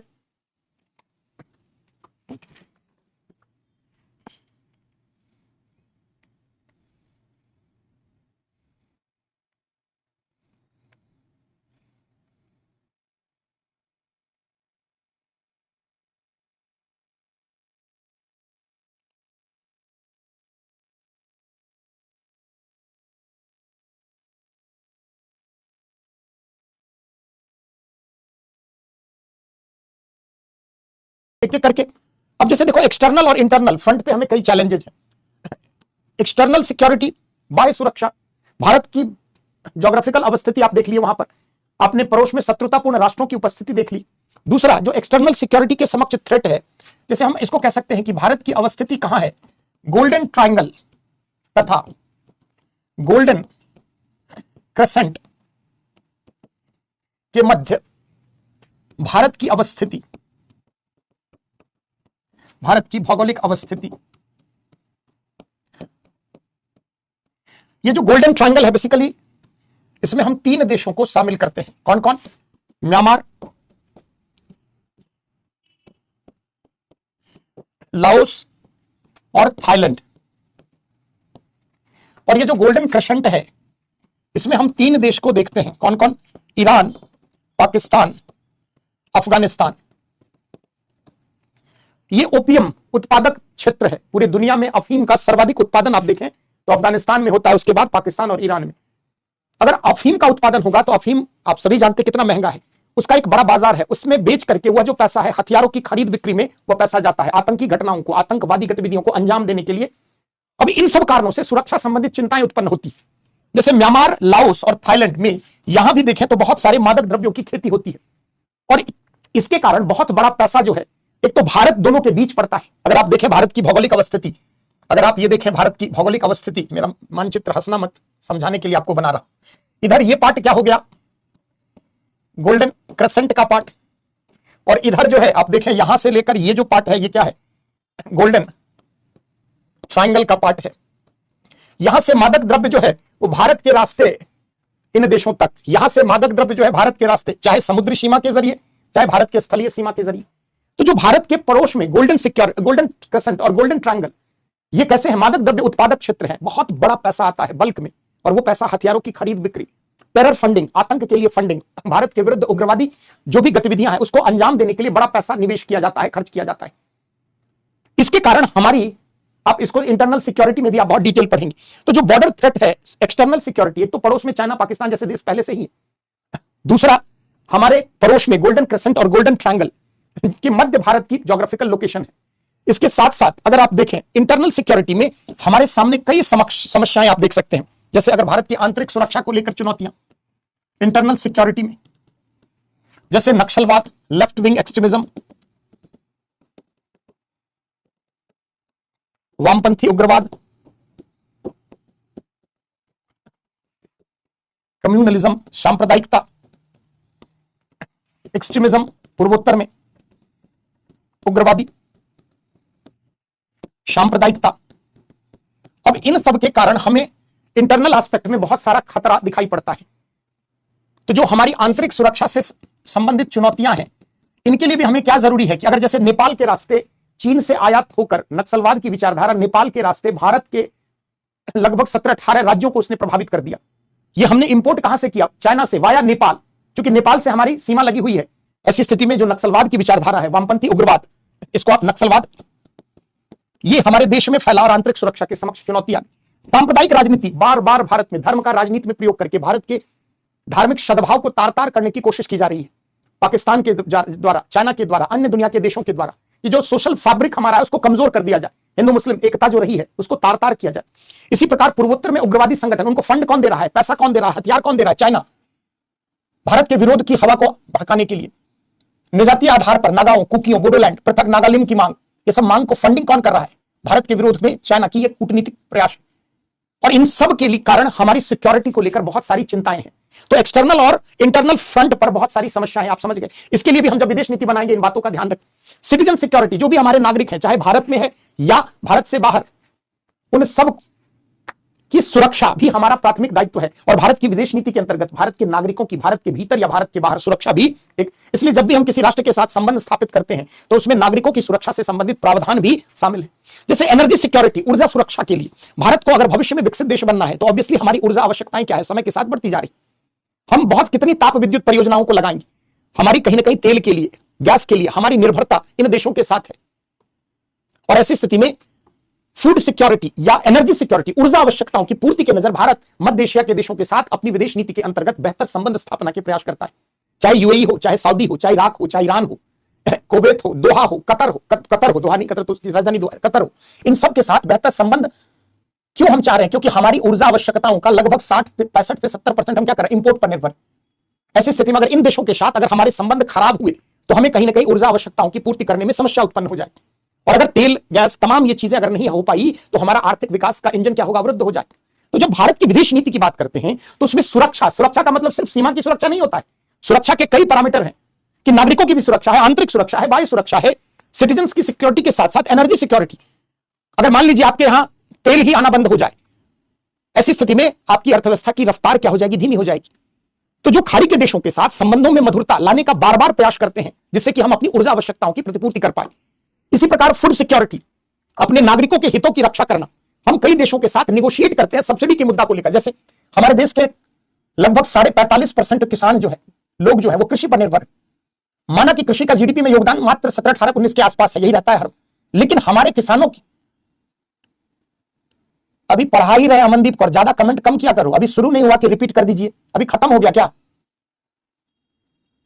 इसमें हम कल, मुझे पहले बताना कितने लोग इसमें 12वीं वाले हो, है ना, जरा एक बार मुझे आइडिया लग जाएगा कितने लोग 11वीं 12वीं पास हो या उसमें हो। अभी फूड सिक्योरिटी पढ़ाना स्टार्ट नहीं हुआ कि सर पहले इसको रिपीट कर दीजिए। अरे पहले सुन तो लो। खाद्य सुरक्षा, हमारे खाद्यान्न की पूर्ति होती रहनी चाहिए। हम बहुत सारे खाद्यान्न क्या करते हैं? इंपोर्ट करते हैं। जैसे मान लीजिए भारत में प्याज का उत्पादन है, परंतु प्याज, सब्जियां, फल, इनके लिए हम विदेशों से मंगाते हैं। कई बार हम अपने किसानों के हितों की रक्षा के लिए अंतर्राष्ट्रीय मंच पर विकसित देशों की सब्सिडी का विरोध करते हैं। ये जो डेवलप्ड कंट्री है, ये अपने किसानों को क्या देते हैं? सब्सिडी देते हैं। और सब्सिडी प्रदान करने के कारण उनके उत्पाद की कीमत अंतर्राष्ट्रीय बाजार में क्या होती है? रिलेटिवली चीप होती है। और ऐसी स्थिति में उनके उत्पाद की पहले तो गुणवत्ता अच्छी है, और दूसरा क्या है कि उनके उत्पाद जो है उनकी रेट भी क्या है? एक कंपैरेटिवली अच्छी है। तो जो भारतीय किसान अन्नदाता, जो भारतीय हमारे उत्पादक किसान हैं, उनके हित को लेकर समस्या आ जाती है। मान लो भारत का कोई चावल जिसकी कीमत अंतर्राष्ट्रीय बाजार में, समझाने के लिए, मान लीजिए 5,000 रुपए क्विंटल है, उससे बेटर क्वालिटी का चावल अगर 4800 रुपए क्विंटल अवेलेबल हो तो कोई क्यों आपका चावल खरीदेगा? है ना। समस्या यहां से भी आती है कि हम अपने किसानों के हितों की रक्षा के लिए भी अंतर्राष्ट्रीय मंच पर प्रयास करते हैं। तो लास्ट इसको नोट करें फटाफट, सुरक्षा में क्या क्या है, तो ये फिगर आप बना लें, एक साथ सबके बारे में हम लोग चर्चा कर लेते हैं। देखिए, किसी भी राष्ट्र की विदेश नीति को, चलिए अच्छी बात है, हाँ बढ़िया बात है। लिखिए, किसी भी राष्ट्र की विदेश नीति को निर्धारित करने में सुरक्षा संबंधित चिंताएं, किसी भी राष्ट्र की विदेश नीति को निर्धारित करने में सुरक्षा संबंधित चिंताओं, आवश्यकताओं का भी महत्वपूर्ण भूमिका होता है। सुरक्षा संबंधित चिंताओं, आवश्यकताओं की भी महत्वपूर्ण भूमिका होती है। इसमें आंतरिक व बाह्य सुरक्षा, इसमें आंतरिक व बाह्य सुरक्षा के समक्ष उत्पन्न चुनौतियां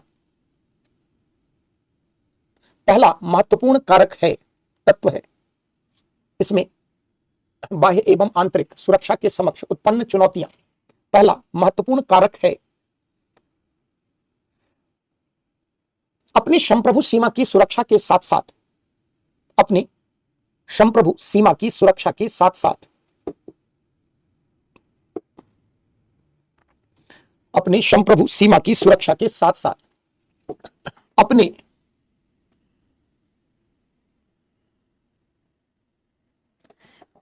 आंतरिक सुरक्षा के समक्ष उत्पन्न चुनौतियों का निदान करना भी भारतीय विदेश नीति का, अपने आंतरिक सुरक्षा के समक्ष उत्पन्न चुनौतियों का निदान करना भी भारतीय विदेश नीति का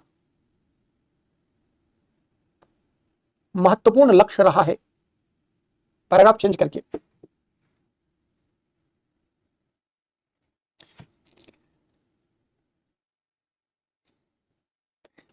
करके इसके साथ साथ नागरिकों की सुरक्षा भी एक महत्वपूर्ण पहलू है, जिसको लेकर राष्ट्र अपनी विदेश नीति में अपने नागरिकों की सुरक्षा संबंधित पहलू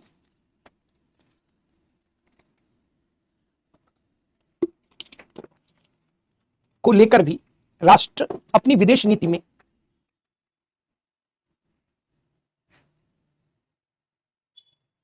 विविध प्रयास करता है। देखिए, ऊर्जा सुरक्षा के लिए, ऊर्जा सुरक्षा के अंतर्गत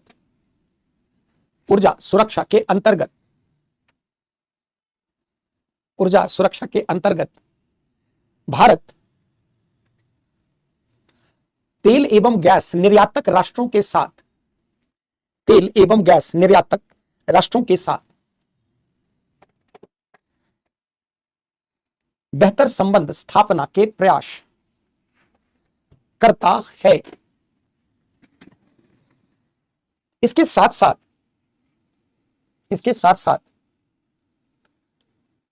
अपने किसानों के हितों की रक्षा तथा अपनी खाद्य सुरक्षा के मद्देनजर भी, इसके साथ साथ अपने किसानों के हितों की रक्षा के साथ साथ अपनी खाद्य सुरक्षा के मद्देनजर भारतीय विदेश नीति में विविध प्रयास किए जाते हैं।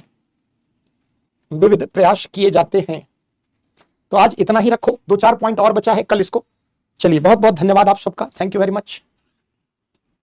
किसी को कहीं कोई डाउट है? डाउट क्या रहेगा, खाक एक अरब तो पूछ ही लेते हो। चलिए, किसी को कहीं कोई डाउट है जेन्युइन जो आज पढ़ाया है ना? अगर कोई डाउट है तो पूछो, जिनको नहीं डाउट है good night, thank you very much, शुभ रात्रि।